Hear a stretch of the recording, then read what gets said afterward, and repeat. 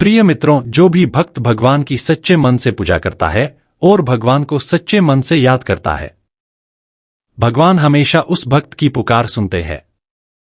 दोस्तों, आज की वीडियो भी भगवान के एक सच्चे भक्त माधव की है। यह वीडियो बहुत ही उत्तम है। प्लीज इस वीडियो को पूरा और ध्यानपूर्वक ढंग से सुनें। चलिए इस वीडियो को शुरू करते हैं। बहुत समय पहले एक छोटे से गांव में एक युवक रहता था जिसका नाम माधव था। माधव अत्यंत ही साधारण परिवार से था और अपने माता पिता के साथ रहता था। उनके पास खेती की थोड़ी सी जमीन थी जिससे उनका गुजर बसर होता था। हालांकि माधव का मन दुनियावी चीजों में कम और भक्ति में अधिक लगता था। माधव बचपन से ही भगवान कृष्ण का अनन्य भक्त था। गांव के लोग उसे अक्सर नदी किनारे बैठे बांसुरी बजाते और भगवान के भजनों में खोया हुआ देखते थे। लोग उसे चिढ़ाते भी थे, कहते, अरे माधव, ये भगवान की भक्ति से पेट नहीं भरेगा। थोड़ा खेत में काम कर लो, घर की हालत सुधार लो। लेकिन माधव बस मुस्कुराता और कहता, भगवान सबका ध्यान रखते हैं, मैं तो उनकी सेवा में आनंद अनुभव करता हूं। एक दिन गांव में अकाल पड़ा। महीनों तक बारिश नहीं हुई और फसलें सूख गईं। लोग परेशान हो गए। हर कोई भगवान को दोष देने लगा। अगर भगवान सचमुच हैं, तो हमारे साथ ऐसा क्यों हो रहा है? गांव के बुजुर्गों ने पंचायत बुलाई और तय किया कि सब मिलकर मंदिर में पूजा करेंगे और भगवान से बारिश की गुहार लगाएंगे। माधव ने यह सुनकर कहा, भगवान हमारे साथ हैं। हमें उनकी परीक्षा नहीं लेनी चाहिए, बल्कि सच्चे मन से प्रार्थना करनी चाहिए। गांव वालों ने माधव का मजाक उड़ाया, तू तो हमेशा भगवान की बात करता है। अगर तेरी भक्ति सच्ची है तो जा, अपने भगवान से कहकर बारिश करवा ले। माधव इस चुनौती को सुनकर चुप हो गया। उसने कोई बहस नहीं की। वह अपने घर लौटा और रात को चुपचाप गांव के बाहर नदी किनारे चला गया। वह वहीं बैठकर भगवान कृष्ण की मूर्ति के सामने हाथ जोड़कर बोला, हे कृष्ण, मैं जानता हूं कि आप हमारी हर मुश्किल को जानते हैं। गांव के लोग आपके अस्तित्व पर सवाल उठा रहे हैं। कृपा करके उन्हें विश्वास दिलाए कि आप हर पल हमारे साथ हैं। उस रात माधव ने पूरी रात प्रार्थना की। उसने कुछ खाया पिया नहीं, बस भगवान का नाम लिया। सुबह गांव में एक अजीब घटना घटी। आसमान में बादल छा गए। हल्की हल्की बारिश होने लगी। लोग हैरान रह गए। सभी भागते हुए मंदिर की ओर गए और भगवान का धन्यवाद करने लगे। लेकिन किसी को नहीं पता था कि यह चमत्कार माधव की प्रार्थना का फल था। माधव ने किसी को कुछ नहीं बताया। वह हमेशा की तरह मुस्कुराया और बोला, यह भगवान की कृपा है। कुछ महीनों बाद गांव में एक और समस्या खड़ी हो गई। पड़ोस के गांव के जमींदार ने उनकी जमीन पर कब्जा करने की धमकी दी। वह बहुत ही शक्तिशाली और निर्दयी था। गांव के लोग डर के मारे सहम गए। उन्होंने माधव से मदद की गुहार लगाई। माधव ने कहा, हम सब मिलकर भगवान से प्रार्थना करेंगे। भगवान हमेशा अपने भक्तों की रक्षा करते हैं। गांव वालों ने कहा, माधव, प्रार्थना से कुछ नहीं होगा। हमें जमींदार से लड़ने के लिए सेना चाहिए। माधव ने शांत स्वर में कहा, भगवान का नाम लो और देखो, वह स्वयं हमारी रक्षा करेंगे। अगली सुबह जमींदार की सेना गांव की ओर बढ़ रही थी। गांव वाले डर से कांप रहे थे। लेकिन तभी कुछ अद्भुत हुआ। सेना के घोड़े अचानक बेहोश हो गए। जमींदार के सैनिक घबरा गए और पीछे हट गए। जमींदार ने यह देखकर अपना इरादा बदल दिया और गांव से दूर चला गया। गांव के लोग इस चमत्कार को देखकर चकित रह गए। उन्होंने माधव से पूछा, यह कैसे हुआ? माधव ने कहा, यह भगवान की लीला है। सच्चे मन से प्रार्थना करने पर भगवान स्वयं अपने भक्तों की रक्षा करते हैं। माधव की भक्ति की कहानियां दूर दूर तक फैल गईं। लोग उसे देखने आते और उसकी सरलता और विश्वास से प्रेरणा लेते। उसने कभी अपने चमत्कारों का श्रेय नहीं लिया, बस हर किसी को सिखाया, सच्चा भक्त वही है जो बिना किसी स्वार्थ के भगवान पर विश्वास करता है। माधव की यह कहानी आज भी गांव वालों को सिखाती है कि सच्ची भक्ति में असीम शक्ति होती है। भगवान हमेशा अपने भक्तों की पुकार सुनते हैं, बस पुकार सच्चे मन से होनी चाहिए। प्रिय मित्रों, बारिश के चमत्कार और जमींदार के पीछे हटने के बाद माधव के प्रति गांव वालों का दृष्टिकोण पूरी तरह बदल गया। अब हर कोई उसे एक सच्चा भक्त मानने लगा। लोग उसे पूजनीय समझने लगे, लेकिन माधव अपनी साधारण जीवन शैली में कोई बदलाव नहीं चाहता था। वह हमेशा की तरह भगवान कृष्ण की भक्ति में लीन रहता और लोगों को यही समझाता, भगवान की कृपा से सब संभव है, लेकिन हमें अहंकार से दूर रहना चाहिए। दोस्तों, गांव के पास ही एक बड़ा राज्य था, जिसकी रानी का नाम रत्नमाला था। रत्नमाला अपनी सुंदरता और नीतियों के लिए प्रसिद्ध थी, लेकिन वह एक बात से दुखी रहती थी, उसके जीवन में सच्चा प्रेम और शांति नहीं थी। राजमहल के वैभव के बावजूद वह भीतर से खालीपन महसूस करती थी।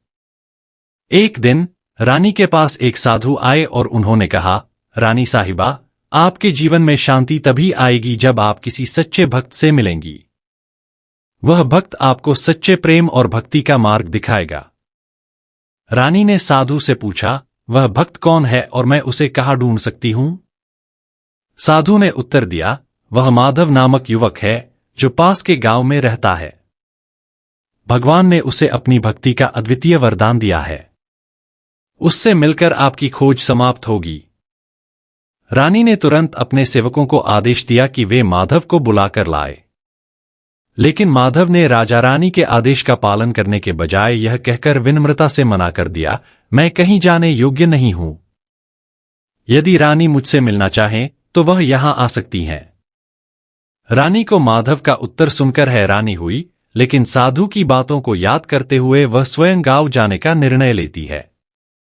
जब रानी गांव पहुंची तो उसने देखा कि माधव नदी किनारे भगवान कृष्ण की मूर्ति के सामने भक्ति में डूबा हुआ है।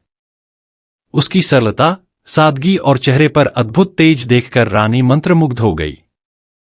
उसने माधव से कहा, माधव, मैंने सुना है कि आप भगवान के सच्चे भक्त हैं।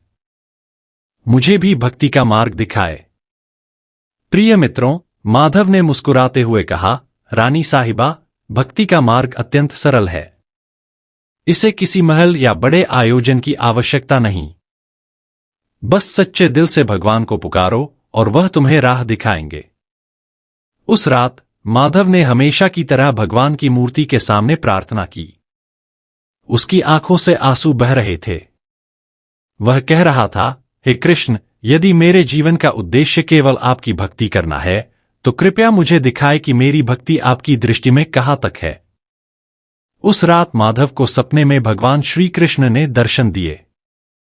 उन्होंने कहा, माधव, तुम्हारी भक्ति ने मुझे प्रसन्न किया है। तुम सच्चे अर्थों में मेरे प्रिय भक्त हो। मैं सदैव तुम्हारे साथ हूं। जो लोग तुम्हारे पास आते हैं, उन्हें मेरी भक्ति का मार्ग दिखाओ। यही तुम्हारा उद्देश्य है।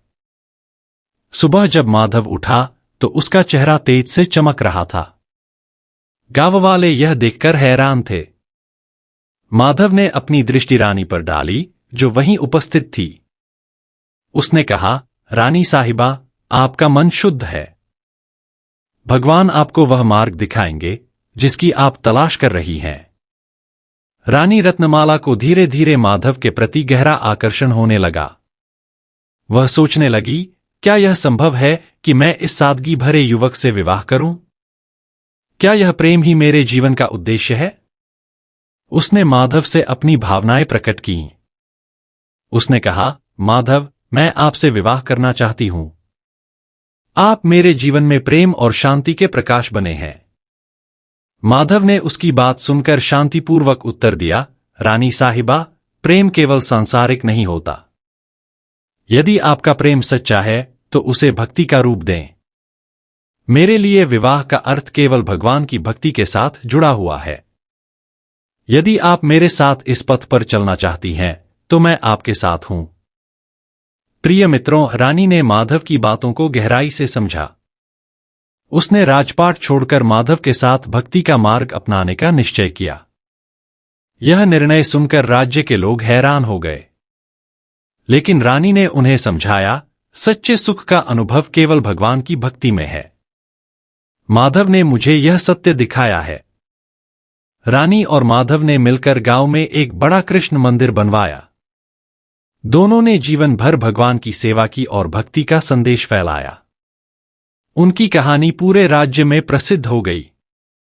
लोग उन्हें आदर्श मानकर जीवन जीने लगे। प्रिय मित्रों, माधव और रानी रत्नमाला ने कृष्ण भगवान का जो मंदिर बनवाया था वह अपनी भव्यता और शुद्धता के लिए प्रसिद्ध हो गया। मंदिर में हर दिन सैकड़ों भक्त आते और भगवान कृष्ण के दर्शन करते। यह मंदिर न केवल भक्ति का केंद्र बन गया बल्कि गांव के विकास का प्रतीक भी था। मंदिर का निर्माण किसी साधारण इमारत की तरह नहीं हुआ था। कहा जाता है कि माधव ने भगवान कृष्ण की मूर्ति को स्वयं ध्यान में देखकर तैयार करवाया था। यह मूर्ति इतनी जीवंत प्रतीत होती थी कि लोग इसे देखकर मंत्रमुग्ध हो जाते थे।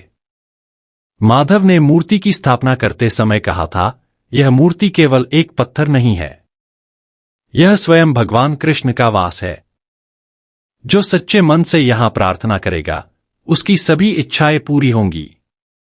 मंदिर के निर्माण के समय एक अजीब घटना घटी। जब शिखर पर ध्वज लगाने की बारी आई तो बार बार ध्वज नीचे गिर जाता। कोई भी इसे ठीक से स्थापित नहीं कर पा रहा था।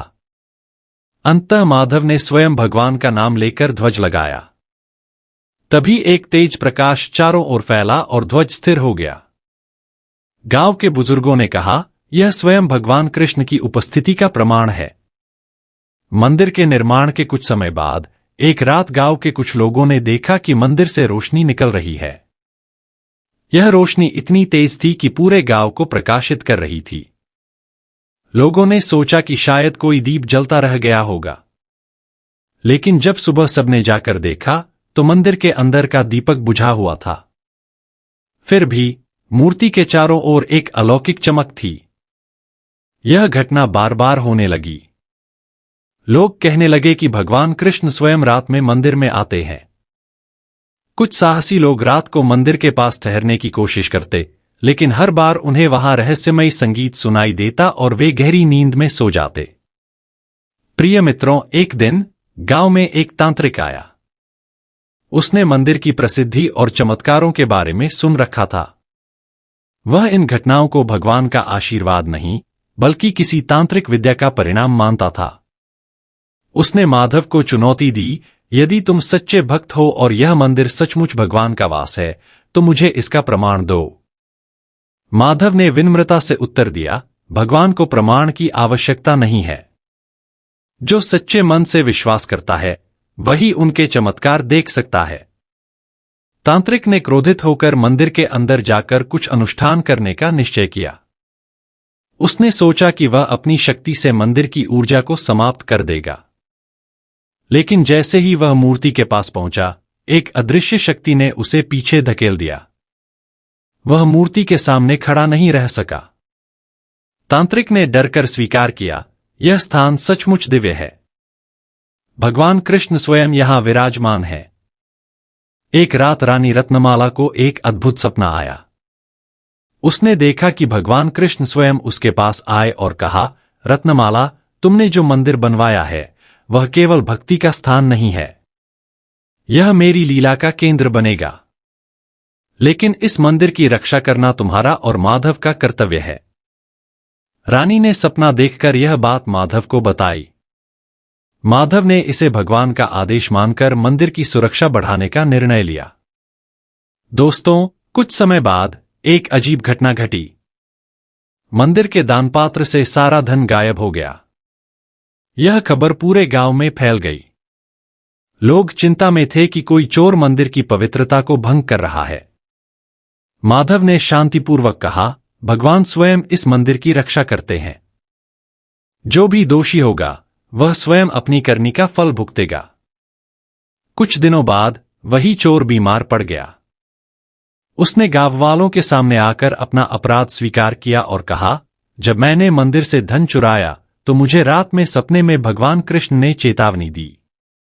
अब मुझे अपने अपराध का पश्चाताप करना है। माधव ने उसे क्षमा कर दिया और कहा, भगवान की शरण में आने वाला हर व्यक्ति पवित्र हो जाता है। सच्चे मन से प्रायश्चित करो और भक्ति का मार्ग अपनाओ। एक सुबह गांव के लोग जब मंदिर पहुंचे तो उन्होंने देखा कि भगवान कृष्ण की मूर्ति वहां नहीं थी। यह देखकर सभी स्तब्ध रह गए। चारों ओर खलबली मच गई। माधव ने लोगों को शांत किया और कहा, यह भगवान की लीला है, हमें उनके संकेत को समझना होगा। उस रात माधव ने ध्यान में जाकर भगवान से प्रार्थना की। सपने में भगवान कृष्ण ने उन्हें दर्शन दिए और कहा, माधव, यह मंदिर अब अपने अंतिम उद्देश्य की ओर बढ़ रहा है। मेरी मूर्ति तभी वापस आएगी जब यहां सभी लोग सच्चे मन से प्रार्थना करेंगे। प्रिय मित्रों, माधव ने गांव वालों को यह संदेश दिया। सबने एक साथ मिलकर मंदिर में पूजा अर्चना शुरू की। 7 दिनों तक निरंतर भजन और प्रार्थना हुई। 8वें दिन मंदिर के अंदर से घंटियों की आवाज आई। जब लोग अंदर गए तो उन्होंने देखा कि भगवान की मूर्ति अपने स्थान पर थी और उसके चारों ओर दिव्य प्रकाश फैला हुआ था।